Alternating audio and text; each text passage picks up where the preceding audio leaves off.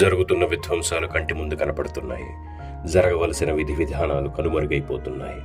ఇదేమి పాలన అని ప్రజలు హాహాకారాలు పెడుతున్నారు. మరి యావత్ రాష్ట్రాన్ని కాపాడుకోవడానికి శంఖారావం పూరిద్దామా? మన తెనాలి నియోజకవర్గ ప్రజలను వెన్నుతట్టి మేమున్నామని తెలుగుదేశం జనసేన శ్రేణులు కలిసి భరోసా ఇస్తున్నాయి. బాధపడకు మిత్రమా, మా మిత్ర శ్రేణులు ఇచ్చే భరోసాతో భవిష్యత్తునే మార్చుకో. రూపినేని కాంతి, తెనాలి నియోజకవర్గం.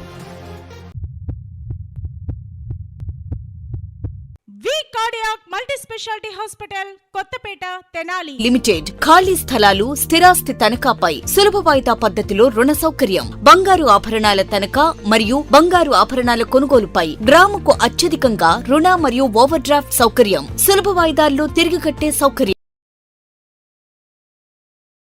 తెనాలి సుల్తానాబాదులోని శ్రీ గంగా కాశీ అన్నపూర్ణేశ్వరి సమేత శ్రీ విశ్వేశ్వర స్వామివారి దేవస్థానానికి మాజీ municipal vice chairman Koganti Ramarao స్వామివార్ల ఊరేగింపు కోసం రథాన్ని బహుకరించారు. తెనాలి చెంచుపేటలోని కోగంటి రామారావు స్వగృహం నుండి ఈ రథాన్ని ప్రత్యేక పూజలు నిర్వహించి ముత్తైదువులకు పండు తాంబూలాలు ఇచ్చి కొబ్బరికాయలు కొట్టి రథాన్ని సుల్తానాబాద్లోని దేవస్థానానికి తీసుకువెళ్ళి అప్పగించారు.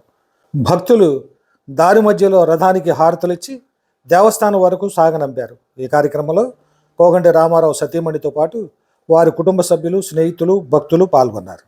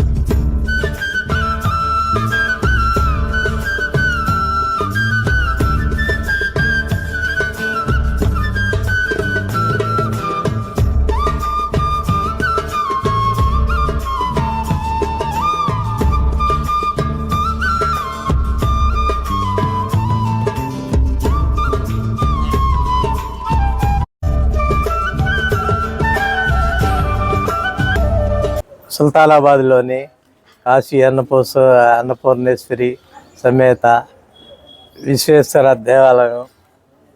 దేవాలయం ధర్మకర్తలు, అక్కడున్న ప్రజలు అందరూ ఆ గుడి శివయ్య పార్వతమ్మ తల్లి ఊరేగింపు జరపడానికి రథం కోరారు. ఆ కోరిన మీదట నా సొంత ఖర్చులతో నేనే నా కలప అదంతా రెడీ చేసి ఆ రథం తయారు చేపించి బహుకరించడం అయింది. స్వగృహమందు ఆ రథం తయారు చేపించి అదంతా డెకరేషన్ చేపించి ఇక్కడంతా పూజా కార్యక్రమాలు నిర్వహించి ముత్తైదువులకి పసుపు కుంకాలు అవన్నీ ఇచ్చి టిఫిన్ల అదే ప్రసాదాలన్నీ సమర్పించి రథాన్ని సాగనంపటం అయినది.